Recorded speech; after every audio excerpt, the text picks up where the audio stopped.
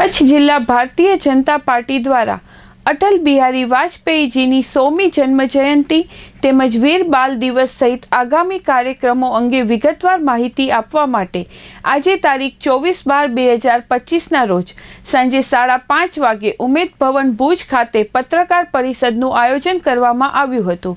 આ પત્રકાર પરિષદમાં કચ્છ જિલ્લા ભાજપ અધ્યક્ષ શ્રી દેવજીભાઈ વર્ચન તથા પ્રદેશ ભાજપ મહામંત્રી અને સાંસદ શ્રી વિનોદભાઈ ચાવડા સહિતના ભાજપના આગેવાનો ઉપસ્થિત રહ્યા હતા।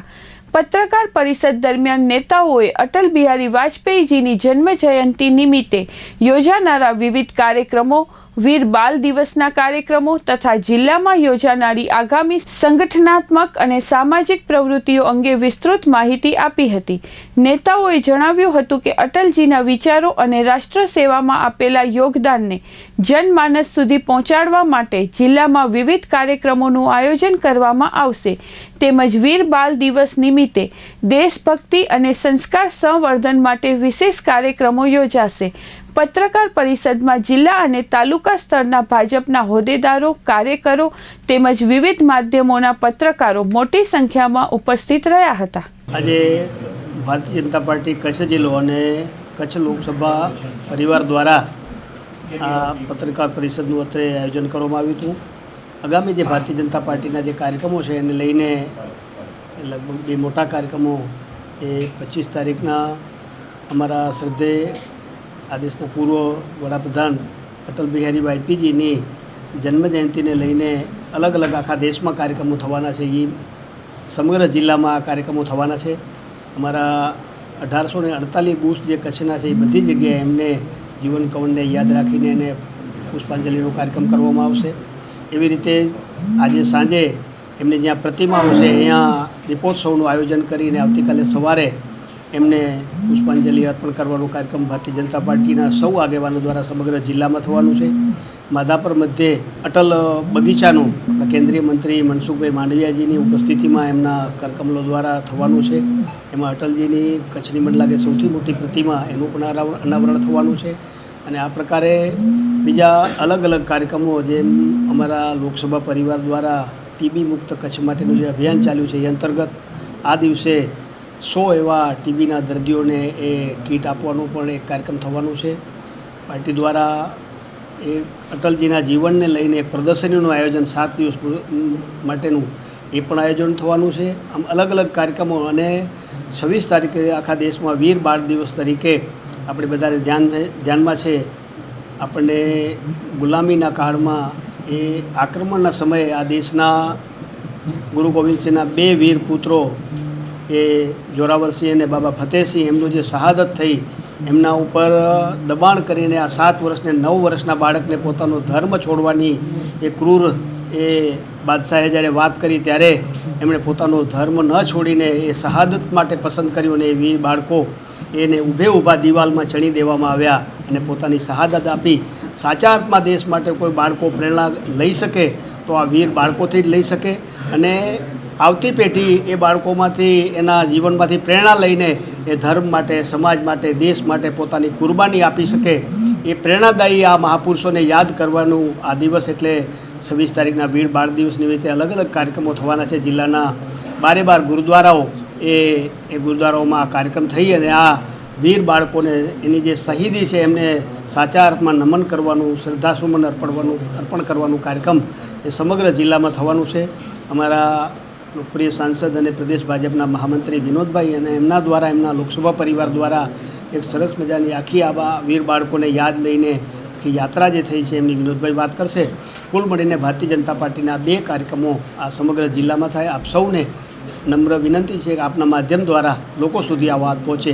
25મી તારીખે અને 26મી તારીખે આગામી દિવસોમાં ભારતીય જનતા પાર્ટી દ્વારા અમારા રાષ્ટ્રીય નેતૃત્વ, અમારું પ્રદેશ નેતૃત્વ અને રાજ્ય સરકાર અને કેન્દ્ર સરકારના માધ્યમથી જે કાર્યક્રમો થવાના છે જેની વાત આદરણીય શ્રી દેવજીભાઈએ કરી અને 25મી તારીખે દેશના પૂર્વ પ્રધાનમંત્રી શ્રી અને ભારત રત્ન અટલ બિહારી વાજપેયીજીનો જ્યારે જન્મદિવસ છે એટલે એ જન્મ જયંતિની ઉજવણી સમગ્ર દેશની અંદર સૌ લોકો કરી રહ્યા છે।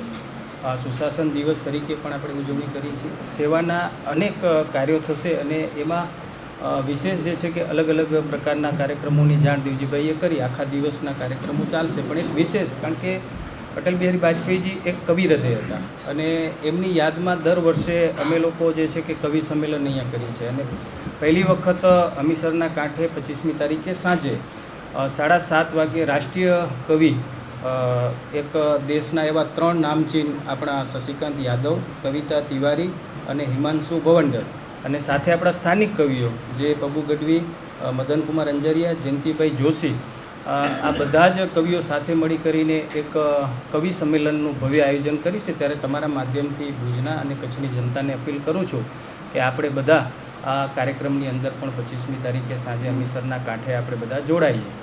આપણા દેશના વડાપ્રધાન શ્રી નરેન્દ્ર મોદી સાહેબ, જેમણે સાંસદોને અપીલ કરી હતી કે સાંસદ ખેલ મહોત્સવ, કચ્છની અંદર છેલ્લા 2.5-3 મહિનાથી સાંસદ ખેલ મહોત્સવ ચાલી રહ્યો છે અને 31 જેટલી ગ્રામ્ય કક્ષાની રમતો, આઉટડોર, ઇન્ડોર, ક્રિકેટ, વોલીબોલ, આમ અલગ અલગ ઘણી બધી જે રમતો આપણે રમાડી અને એનું સમાપન એ 25મી તારીખે છે. દેશના વડાપ્રધાન શ્રી નરેન્દ્ર મોદી સાહેબ 11 વાગે એ વર્ચ્યુઅલી સંબોધન કરશે અને માધાપર જે છે કે MSV સ્કૂલની અંદર આ સમાપનનો કાર્યક્રમ અમે રાખ્યો છે. એમાં પણ 5000થી વધારે વિદ્યાર્થીઓ જોડાણા હતા અને જેનો નંબર આવ્યો છે એ લોકોને અમે પ્રોત્સાહિત કરશું.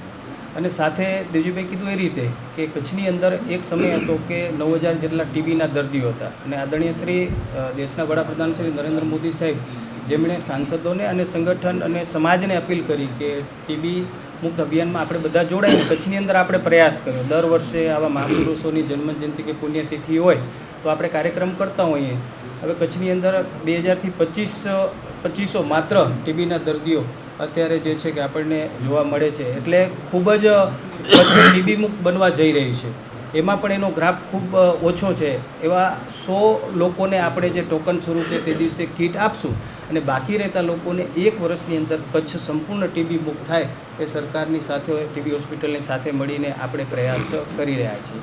26મી તારીખનો કાર્યક્રમ આખા કચ્છની અંદર, જેમ દેવજીભાઈ કીધું, વીર બાળ દિવસ તરીકે જેના નામથી આપણે એ દિવસ ઉજવીએ છીએ, સાહેબજાદા જોરાવરસિંહજી અને બાબા ફતેહસિંહજી, ગુરુ ગોવિંદસિંહના બંને દીકરા, જેમની શહાદત, જેમણે પોતાના પ્રાણોની આહુતિ આપી ધર્મ સંસ્કૃતિ માટે.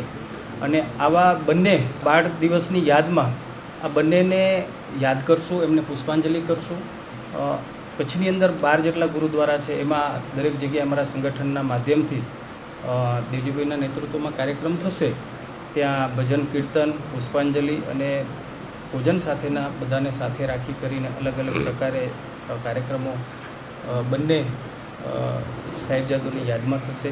અને એક અલગ પ્રકારનો કાર્યક્રમ જે છે કે અમે લખપત ગુરુદ્વારાથી સ્મૃતિ યાત્રા એમની યાદમાં કાઢશું.